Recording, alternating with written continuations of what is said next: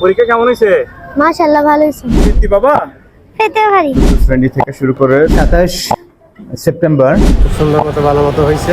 পা মাটিতেই থাকুক, স্বপ্নরা আকাশ ছুঁয়ে যাক, এই ধারাবাহিকতার উপর ভিত্তি করে গতকাল রোজ শনিবার পটিয়া আব্দুস সোবহান রাতালী উচ্চ বিদ্যালয়ে অনুষ্ঠিত হয় 12তম গাউসুল আজম মাইজভান্ডারী মেধাবৃত্তি পরীক্ষা। উক্ত পরীক্ষায় উপস্থিত ছিলেন পটিয়া উপজেলা কার্যকরী সংসদের সভাপতি জনাব মোহাম্মদ ওমর ফারুক, উক্ত পরীক্ষার কেন্দ্র সচিব জনাব মোহাম্মদ ওবায়দুল হক, উক্ত পরীক্ষার কেন্দ্র প্রধান জনাব মোহাম্মদ মিজানুর রহমান সহ আরো অনেকে। আঞ্জুমানে মোত্তাবিনে গাউসুল মাইজভান্ডারী শ্যামদাদিয়া ও মাইজভান্ডারী ফাউন্ডেশন আয়োজন ও ব্যবস্থাপনায় দারুল ইরফান রিসার্চ ইনস্টিটিউট ও সার্বিক সহযোগিতায় 12তম গাউসুল আজম মাইজভান্ডারী মেধাবৃত্তি পরীক্ষা 2025 ও গাউসুল আজম সৈয়দ আহমদুল্লাহ মাইজভান্ডারী কারিগরি মেধাবৃত্তি পরীক্ষা 2025 পটিয়া আব্দুস সোবহান রাতালী উচ্চ বিদ্যালয়ে অনুষ্ঠিত হচ্ছে।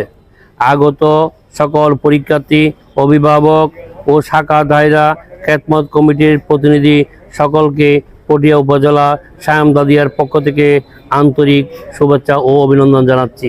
গাউসুল আজম মাইজভান্ডারী কর্তৃক আয়োজিত মেধাবৃত্তি পরীক্ষা আজ 27 সেপ্টেম্বর অত্র বিদ্যালয়ে অনুষ্ঠিত হচ্ছে। 12তম গাউসুল আজম মাইজভান্ডারী মেধাবৃত্তি পরীক্ষা 2025 আমরা পটিয়া কেন্দ্রে আছি।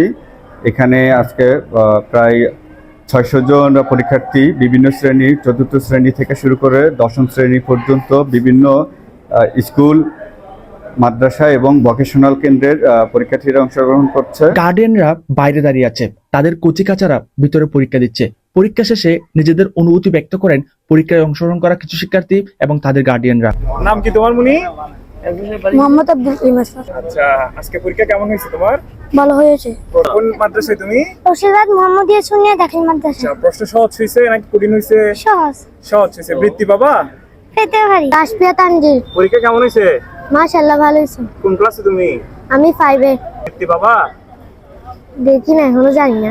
ইনশাআল্লাহ খুব সুন্দর মতো ভালো মতো হয়েছে। আমরা চলে যাচ্ছি এখন। গার্ডিয়ানরা তাদের নিজেদের বক্তব্যে উক্ত পরীক্ষাটির আয়োজক কমিটি, মাইজভান্ডার ফাউন্ডেশন এবং দারুল ইরফান রিসার্চ ইনস্টিটিউটকে ধন্যবাদ প্রদান করেন এবং তারা বলেন শিক্ষার্থীদের মেধা বিকাশে এই ধরনের পরীক্ষা খুবই গুরুত্বপূর্ণ ভূমিকা পালন করে। তারা আরো বলেন এই গাউসুল আজম মেধাবৃত্তি পরীক্ষাটি 12তম থেকে 100তম রূপ নিক, এটাই তাদের প্রত্যাশা।